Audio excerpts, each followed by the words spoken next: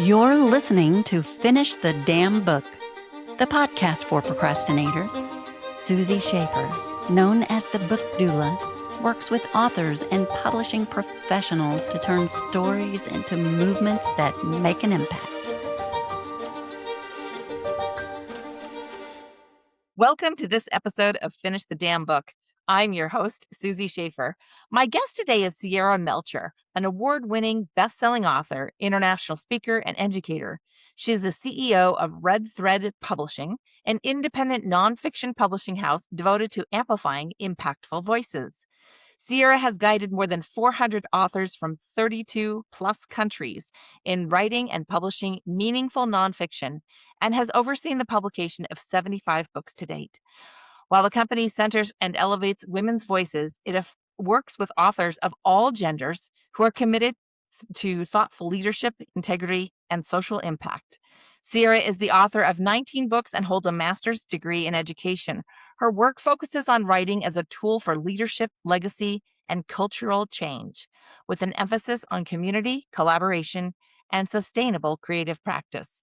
Originally from the United States, Sierra lives in Medellin, Colombia, with her daughter. I hope I pronounced that correctly. That's all right. You didn't, but it's fine. We say Medellin. Okay, well, there you go. You did it right. So welcome, Sierra. Thanks, Susie. I'm happy to be here. It's always fun when things get off to a weird start. Well, yeah. It's just real. the tone. It's real. It's real. It's real. There are no outtakes here. We just put it all in the episode. As we should. So we actually met fairly recently, and one of the things we talked about was the structure of your business. I find it fascinating. And while you and I work very similarly, you are also, and you're also considered a hybrid publisher. Can you share how you work with clients and what the structure is like? Sure. So to back up a tiny bit, so many people who are aspiring authors sort of glaze over when they're trying to figure out their publishing pathway, because different than 25 or 30 years ago, there's a lot of different options of how a person can make a manuscript into a book. And before I ran this publishing company, I was that person. I had a manuscript and I knew I wanted to make it a book. So I explored the options and kind of didn't like most of the ones that were offered to me, including a traditional publishing deal that sounded great, but no one would talk to me. They're like, we will not give you anybody's email address. You will do all communications through a portal and we will get your book out. And I'm like, I don't want to do that. And so through this process of navigating many options myself, and then over a year and a half later, I said, what does a person like me, sort of newer in the space, but really caring about their book, need in order to put out a book that they feel comfortable with, proud of, where they've learned and changed through the process? And so I looked at traditional publishing, I looked at self-publishing, and I looked at some of the things in between, and I sort of cherry picked what I liked from each process and said, what if we did it this way? Yeah. This is the way I wish it had been done for me. And so ever since, I put us in the hybrid space because we're in between. We are indie because we're independent. And there's a lot of words and they don't all mean the same thing and they're not applied all the same way. But essentially, I believe a few things. One, authors should own their royalties. It's their artistic work. When it's my work, I want to get paid for it. I want my authors to have the same result. But that doesn't mean we should just leave them all to fend for themselves and navigate what is a pretty complex process to do really well. So over the years, we've really honed the publishing process. We help people write books, we help people publish books, and then help them navigate how to use books to amplify their message and their mission and make an impact. I don't know if that really answers the question, but it's a fusion of the best parts of both systems. Yes. So unlike independent publishing, where the author owns the ISBN and they also use their own imprint, you actually own the ISBN and it's your imprint, but you're publishing on their accounts, correct? Correct. Okay, Correct. good. I want them to have the credibility of having worked with a legitimate entity in the publishing space because, I mean, I don't know, you and I are both book geeks and we can scroll through a listing and be like, "Oh, this is, all about me publishing.com LLC." I'm like, "Oh, I know you did this yourself." Yeah, There's nothing wrong with doing it yourself. That's how I did my first books as well, but so many people, um, get lost or make wrong turns in that space, and having a company stand behind you is another layer of validation aside from all the like trouble we can save you and expertise we can offer you. Having a legitimate house behind you can really help. right. Exactly. So now 19 books is what you've done. How did you find the time to write the books and while you're running a company and everything else? And what is your secret sauce for knocking out that many books? I love it. So there's two secret sauces. um One is I count every book that I've contributed to, like an anthology, as a title I've written for. True. Um, One of the ways we support new writers is to coach them through the process of writing a chapter in an anthology. They learn every part of the process. They get experience the entire thing without the extended timeline, investment, and the emotional burden of having to do it alone. Um, and that's how I actually was introduced to publishing years ago. I wrote a story, it was submitted to an anthology, I got published, I got to hold the book in my hand and that whole transformational process, sort of the light version.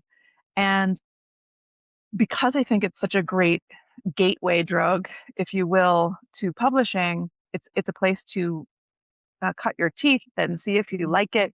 And if you get hooked on it and you want to write another book, cool. If you're like, that was enough, that's fine. So, in addition to contributing some anthologies, I've written three, almost four solo books.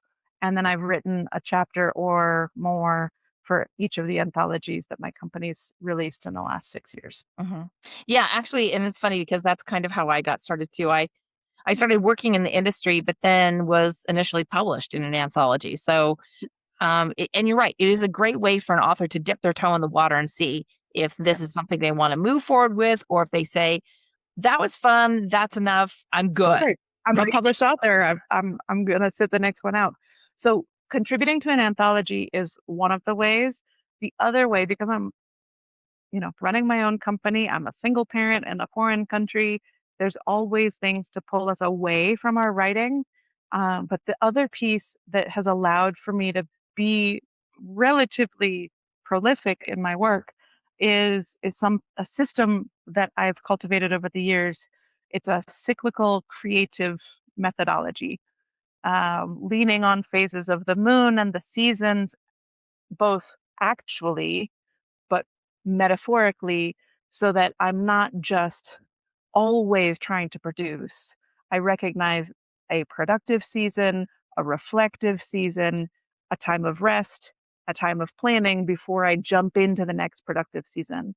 And that's really different than business. It's really different than the priorities of our culture, which is just like work, work, work, go, go, go, take a day off, work, work, work, work, work, work, work, die, and repeat. And so actually building in rest, leaning on these other parts of the creative process, which are like ideation and planning, then creation, reflection, revision, and then resting again. It's really natural and it's surrounding us, but as humans in the modern era, it's been really coached out of us.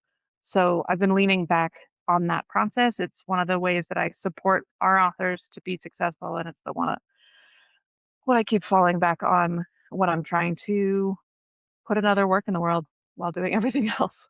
Yeah, I think it's really important too. I do follow moon cycles as well, and also astrology. And I think it is really important for us to be tapped into that because that is part of a natural cycle. And the more that we are in tune with nature, the better off we are because we are actually moving in conjunction with the way things are moving around us instead of us trying to force it or work against that. So, yeah, I actually wish we would go back to the 13 month year with Yep. where it was every Monday was like the month would start on the first, it was a Monday. So Yep.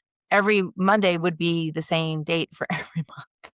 I'm like, it just makes sense to me, It's like, Note to the world, Susie would like us to revise the calendar. yes, can we just go back? Can we just follow nature instead of Well, and it's so working against interesting it? because we're human, right? We're just animals, but we have this incredibly complex brain, and then we've created this unbelievably complex society and way of living.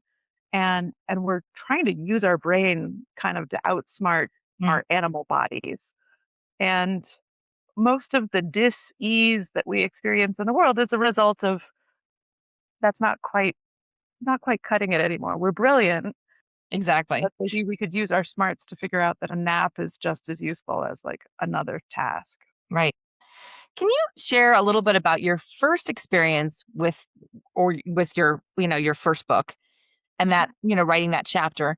And what was your last experience like? Mm. What was that like for you? Like between the beginning of it and the end? Like how did things change for you? Sure, I love that. That's a fun question.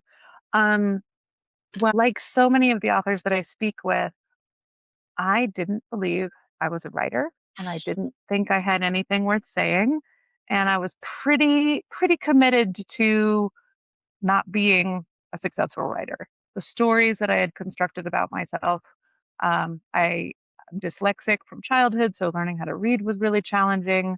And I extrapolated a story that I can't be a writer, despite wanting to and trying.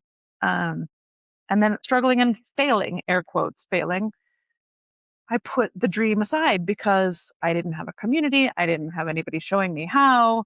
And I was comparing my shitty first drafts, if you don't mind me saying so, to all the other things that I've ever written, which are 3 years in the making with a team of 36 people helping final draft. I'm like, well, look what I'm writing, and it doesn't match up. Of course, it Mm, doesn't. So I'd fully told this story that I wasn't a writer. However, I'm stubborn, so I was attending a local writers group, and a woman there just said, "Oh, I heard this call for submissions for this anthology that you might be a good fit for. It's, single mothers writing on patriarchy. Do you have anything to say on the topic?" And I was like, "Oh boy, do I ever." right. Um, so I drafted a chapter. I brought it back to the group. It was unanimous that it was terrible. And then for the first time in 2 years since my daughter had been born, I said, "You know what? I need somebody to take care of my kid. I'm going to go out for coffee. I'm going to have a nice morning." I ended up drafting a completely different story, a chapter very in the present moment, loving, kind, and not an attack on anybody or blaming anybody for my situation. It was just a capturing of that morning's exchange with my daughter, my 18-month-old. I submitted it after a light revision and it was accepted. It was a joy to receive that email. And then a couple of months later, I got a book in the mail. It was a very surreal experience because it was sort of out of body. Mm, And it was profound for me because it forced me to change my story about who I was. I'm like, oh, maybe I am a writer. In fact, there's physical proof in my hand that I'm a published author. Shoot, I need to work on that identity. Um, while that was amazing and I'll be forever grateful for it, I didn't have any guidance and I didn't have any contact with the other people working on the book or the publisher or the editor. And so I was just adrift and it was just sort of something that happened to me. Um, at Red Thread, we always talk about a book like a baby. And so it was kind of like a cesarean section. like an epidural and a cesarean section. And I just sort of lay there and somebody pulled the story out of me and then put it in the book. But I was also alone in the process. And so I could have gained even more from the process, I think. And this is why our collaborative chapters, we call them collaborative books because every co-writer becomes a member of a cohort. They're sisters. They get to know each other. They want to be friends. And when they're in the same place, they'll meet one another. And to answer the second part of your question, the last chapter that I wrote was in this anthology that came out last month that our publishing company guided, Femme-led hard-learned lessons from women in leadership. And, there's a bunch of women who have contributed to this. We worked together, some of them for over a year, and some of them for the last quarter. The chapter that I wrote here was actually such a different experience, and contrasted my first experience completely, where, um, like just having met you, I met someone that I really clicked with and invited her to participate in this project. And we're both really busy and doing a lot of things. I said, what if we just recorded a conversation about the two of us talking about leadership? And we transcribed that conversation and then we used that as the ground for a chapter. And that's exactly what we did. And so, unlike any chapter I've ever done before, it's a dialogue. Oh, I love that. That's great. And it was so cool. It took us 45 minutes to capture it and then tweak it a tiny bit. And it's just a snapshot of a dialogue between two women talking about leadership. Um, that's not the only way to write a chapter, but it's couldn't be further than my first experience, right? Right. And to prove, to sort of wrap it all together, there's no one right way to write a chapter or bring together an anthology. They each function in their own way, but they're not bookends, you know, because watch out, I'm going to write more, but they're two really contrasting experiences, and they each gave me a different gift in the process. Hmm.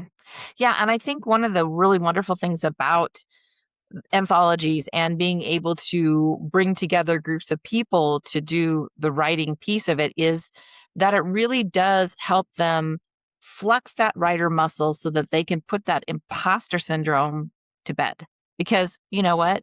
You don't have to be a great writer to be featured in a book. You just have to be authentic and share your story.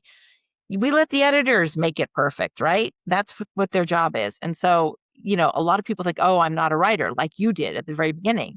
And look what happened, right? Well, If I we love get out of our own way, sometimes that's when the little magic happens. And I love that you bring up imposter syndrome because on the launch call for this book, every woman was a published author.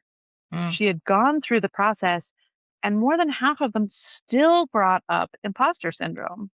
And it's not even so much as that it'll go away. I mean, I've written 19 books, so I'm going to write probably 19 more. And every single one I'm going to wrestle with, does anyone really need to hear this from me? Does anyone care? Can this be valuable? I'm going to have that little gremlin in there, but it's just going to be like, oh, hi, friend. I remember you. I'm not going to let you take over the whole screen. I'm just going to let you sit on the desk while I, contradict right. you. Um, but what happens when we're in a group and six people say, oh, I didn't think I belonged here. And everyone says, oh my God, I feel the same way about you. Like, I see you this way. Mm, And so instead of being alone in this echo chamber with our doubt and our fear and our perfectionism, we're in this sort of sacred chamber where other people get to reflect to us how they see us. And we're like, oh, what I'm feeling, you're feeling it too. And so it completely changes that relationship. That's what I've seen. And it's certainly true for myself is, oh, yeah, yeah, yeah. So imposter syndrome, maybe it's part of our culture. Maybe it's just sort of built in. Doesn't mean I need to give it any credibility. right. but I don't need to waste any more time trying to get rid of it either. I can Yeah. just, like I breathe and like it's going to rain again. I'm going to question myself and then move forward regardless. It's interesting because I feel like women in particular seem to struggle with imposter syndrome more than men per se, right? Um, I think it's because of the way that we are taught, learned, trained as children, right? Because we have to go the extra mile to be super good or be super special or, be perfect. That And if perfectionism. you can't do it perfectly the first time, don't try. Right. I agree with you that I think it shows up for women differently. Um, we did an anthology on men's mental health recently, this one. And I wonder if it exists the same way for men, but women talk about it more. Yes, I have to agree with that. And I also think that men are also not comfortable sharing that with others. So there's that whole dynamic. It- So yeah, it's probably but happening just as much. It's just that men are not talking about it and women are talking about it because we're trying to heal that. That's part of this whole divine feminine energy that we're in right now. And so this is great because hopefully women can inspire men to be more comfortable talking about it because I don't think it is, related to just one gender. I think it's just because those conversations are only happening more with women than men. Let me pause here for just a moment because if you're listening and thinking, I've started something, or I know I meant to write a book, but I just can't seem to move it forward, you're not alone. That's where so many people get stuck, not in the idea, but in knowing what to do next. That's exactly why I created Finish the Book Publishing. I help people take what they've started or what's been sitting on their heart and move it all the way through to a finished, published book with clarity, structure, and the kind of support that keeps you moving. So if that's been on your mind, you can learn more at finishthebookpublishing.com. So I find that fascinating. Obviously, you come from a very spiritual type of background or thought process. So are there things that have happened along the way when you're publishing your books and when you're working with others that are very spiritual in nature and make you go, I'm on the right path? So, a couple of little constellations of points. I spent 15 years as a high school teacher traveling around the world. I was raised from birth as a Buddhist. And so I have, and, hippie yoga parents, et cetera, et cetera. I ran a yoga studio for a number of years, and was in the mentoring space, supporting women through other kinds of transformations and processes. I've pulled a little bit of each of those things and woven them into this process because there's a lot of actual teaching, there's a lot of actual learning, there's a lot of emotional journeying that must happen in a very strategic, logistical project management thing, which is publishing a book. But then there's the telling of the story, and there's the shifting of identity, and there's the putting yourself out there to be seen and judged. And so the spiritual piece for me comes in a couple of different ways. When I'm having a conversation and something, and I just feel it in my skin, I'm like, oh, that idea, or yes. I mean, even just talking about it, I'm getting sort of phantom memories of conversations I've had with people who are beginning to believe in believing in themselves or Mm. stepping into sharing something that's truly important for them, um, and to get to support them and accompany them on that transformational journey is so meaningful for me. um, while I love a book. I love to hold a book in my hands. This is the baby. I'm proud of it, but it's also just paper, and it's the representation of ideas and the voices of many people. but the deep, meaningful part for me is the authors themselves, and because they come as aspiring writers, and we've all been aspiring writers with the doubt and the fear, and then they become writers, and then they become authors and published authors, and sometimes best-selling, award-winning, international speaking authors, and while, okay, your byline changes on your email, something so much more significant happens for each of the authors. And I'm just watching my daughter, she'll just tell her friends, "Oh yeah, my mom's published books." Like, duh. Right. Her sort of baseline of what's normal is, where you say like some your ceiling will become your floor. Mm, You know, what I was stretching for, couldn't even allow myself to dream of when I was young is like the baseline that she's grown up on.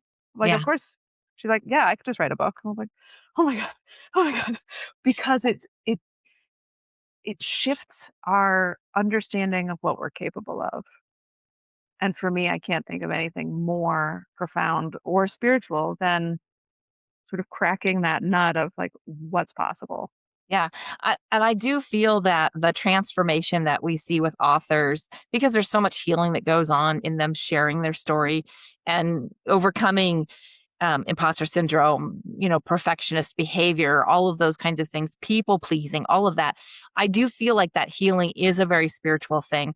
And it's funny because that you mentioned yoga, because a lot of people don't know this, but I also own a yoga studio. So that is part of my spiritual practice is yoga and community that's built around that.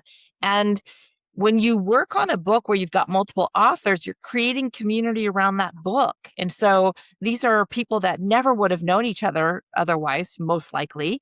And so then they're discovering something new about these people that they're working with, but then they're also discovering their businesses.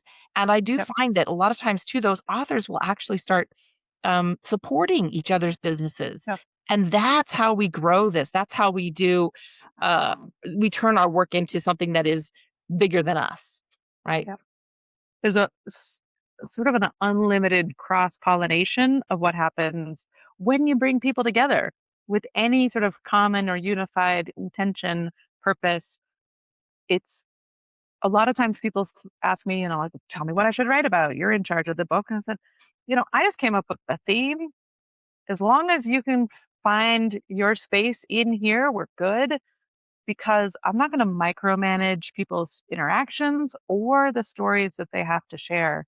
And personally, learning how to step back and get out of the way has been so amazing, because what comes for individuals and then each book becomes so much more Mm. incredible or synchronistic. It fits better together than I could have, constructed it. Um, and for me, that's pretty spiritual too. Of synchronicities, the right people for the right project at the right times, the interconnectivity, and the cohesion that's formed without doing it on purpose. Yeah. It's on purpose, but it's not, you know, micromanaged. Well, and it's different to have it be intentional, but also step back and let it happen organically. It to me that really is the Jesus take the wheel kind of thing. Yep. You're like just let it happen, and then I'll manage the outcome or the process of getting it from okay, we're writing now. We need to do some editing and actually Yeah. publish the book. But you're right, like just like surrender to the process. And Yeah, I'll project manage the pants off of it. That's not the problem, right? But I you do. don't need Yeah, but I don't need to corral someone or corner somebody into telling this story. It's not like we come up with a theme and we right. need a chapter on this and a chapter on this and a chapter on Yeah. this, and therefore we need a lawyer and we need somebody from Southern California and we need that. My anthologies were What the do I know? same. It was Yeah, basically like we came up with a theme and I said, just tell your story, yeah, you know? yeah, And you're right, what evolved was just amazing, and something I would have never expected. So let's yeah. talk about intuition. This is one of my favorite topics. Can you talk about a time when you maybe used your intuition, were spot on, you said, thank you, or maybe you didn't and things didn't go as planned? Oh, I have so many examples of both. I'll bring up two of where it the knock came in really clear and strong, and I was like, okay, I hear you, I see you.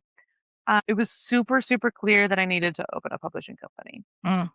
And it was more of it was like a solar plexus decision rather than like a prefrontal cortex decision. It was like, this down here, this needs to happen. Do I know what I'm doing? Nope. Will I figure it out? Absolutely. And I have well beyond what I thought was possible. But from the moment I had the idea, it took me like 4 months. Ordinarily, I would talk myself out of it from this logical place of like, you don't know what you're doing. Never done this before. Shouldn't you go intern at some fancy pantsy place or go study a degree for years? And I didn't know that I was building this. I just said, I'm going to help somebody publish a book. I can do Right. that. And And so sometimes that it's was just that first step that you need to take to actually put you on the path, right? Just follow the next thing. I always say, life is very much like a cobblestone, path. You right. just step on the stone that's in front of you. The Yeah, you evidence don't need will to know where appear. it's going even Exactly. because You just keep going. we get in our way if we're trying to project all the way to the end of the destination and we get sort of shell shocked and or we don't take that next step and so we never arrive at the destination. The other way that intuition shows up is very often for me and for most of our authors, the story or the message, the core nugget that comes through comes in like that. It So we have more or less sort of decluttering we have to do to get to the point. But then once we have like a clear slate, that's what I need to write about. It's not complicated. It's not hard. It's not like weightlifting with your brain. It's just, okay, there we go. And learning to trust that next step, learning to hear the message in your own head and say, okay, is a challenging lesson to learn, but it is so fun when we can again sort of take our hands off the wheel and say, let's try that and let's see what happens. Yeah. When you're in alignment vibrationally with the people you're working with or just with your own life, things move quickly and easily. And so that's a telltale sign for me that, hey, I am on the right path because resources show up for me in the form of people, money, whatever it might be. Things just move quickly. It's not like I have to even make a lot of decisions. It just kind of presents itself. And then I'm like, okay, and there we go. And those have been some of my biggest successes is just following my intuition and listening to the guidance, right? I think that's super important because so many people, myself included, have this storyline that writing should be hard. And so as long as they're struggling and suffering, they must be doing something right. However, often ask, like, what if it was easy? What if it was fun? And you can see some people's eyes bug out and they're just like, oh my God, that can't possibly be the way. Um, but for so many people, when we accept the possibility, then things, like you said, do begin to align and we don't have to work so hard. Yeah. The result when we just sort of, the way that I came up with this idea for this chapter, like, what if we just have a conversation and see how it goes? If it Yeah. was terrible, we would have done something else, but it worked. That's Um, one of the beautiful things about meditation and journaling is because you're literally just kind of having a conversation with your higher self and then you journal on it. Guess what? You're writing. So, sometimes people's journals turn out to be the the foundation for a book and mhm, it's usually because they're in that moment of just being very clear about what they're writing. They're just kind of yeah. just channeling the information onto the page. And sometimes that's the best writing because it's authentic and it's true and it's in the moment, just like your conversation. And sometimes that's where the real good stuff is. So Well, because we stopped trying. yeah, We're like, oh, there it is. Look at that. Huh. trying is We- like a coulda, shoulda, woulda. Why are you trying on yourself? Just do it. Okay, I love to play with cards. Okay. I have my deck here. Would you like me to pull 3 cards? Of course. And would you like it to be a question for you, or would you like it to be a question for our audience? Can I get one for our can I get one for our audience and two for me? What we can just do Or 3 two? for each if you want. Cool. Let's do it. Yeah. Okay, do you I want to want it go all. first? Yes, please. Okay. Do you know what your question is, and do you want to share, or do you want to just I'm going to keep my question to myself. Okay, tell me when you're ready. I'm ready. This is so interesting. So the first card out is a 43 card. 4 plus 3 reduces to a 7. 7 is the number of divine, source, creator. And the card itself is deep knowing. So Okay. I love this. So basically, this is, to me, also, when somebody gets this card and reading it, tells me that they are generally clairvoyant in some way, or claircognizant. It really is the better clair to explain that, but Yeah. it is that, like, just a deep knowing, claircognizance. And Yeah. so you can see there's an owl here. That owl represents our higher self, our wisdom. There's also a moon, and you talked about moon cycles at the very beginning of this. So it's saying, do what you're doing, use your intuition, talk to your higher self, use those moon cycles. So I love that. Next card out is a 51 card, which reduces to a 6. 6 is the number of love. It's the vibration of love. And this card is milk and honey. Now, on this Ah. card, I love this because it's got a rainbow and then it's got this tablecloth that's blue gingham. So this always reminds me of Wizard of Oz.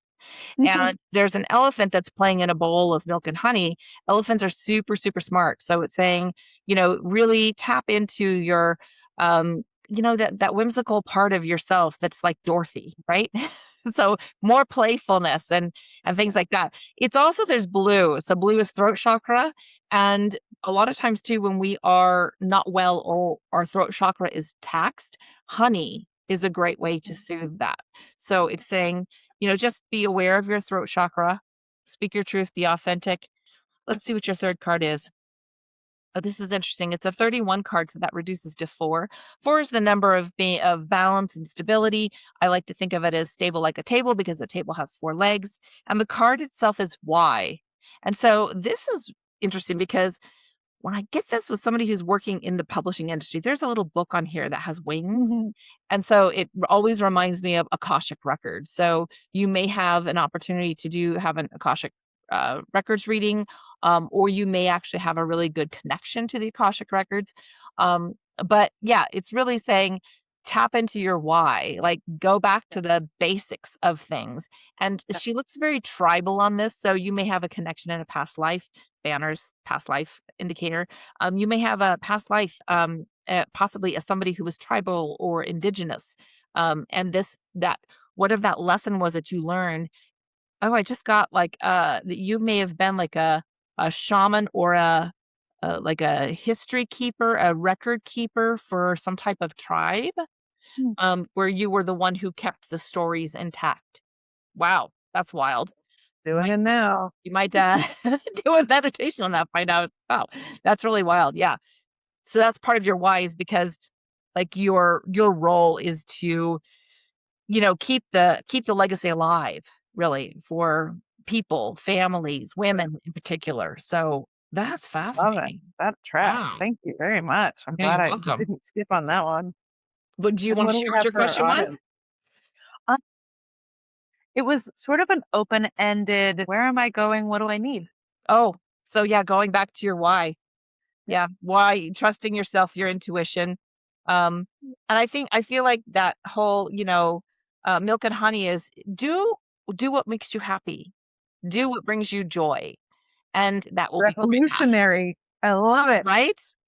Yep. So, all right, so let's just see, what do the cards want to tell our listeners?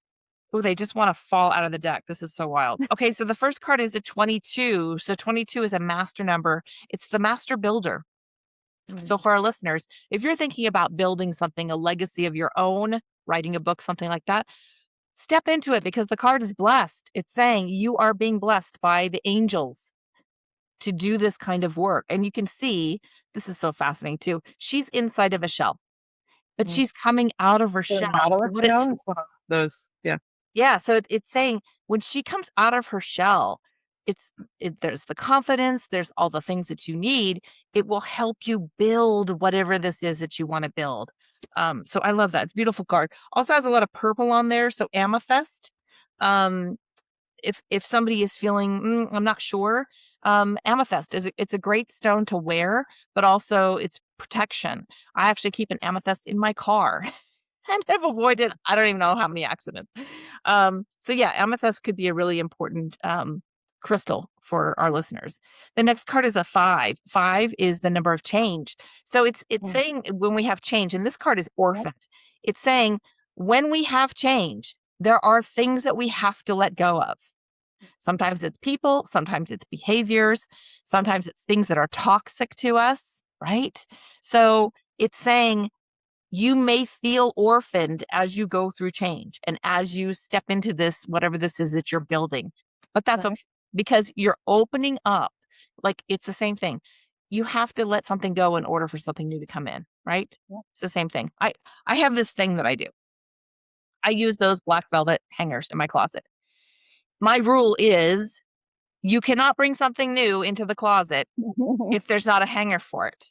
And if there's not a hanger, something has to go. You have to create space for the new to come in. And then this is interesting because, okay, another 5 card, it's a 50 card, so that reduces to 5 again.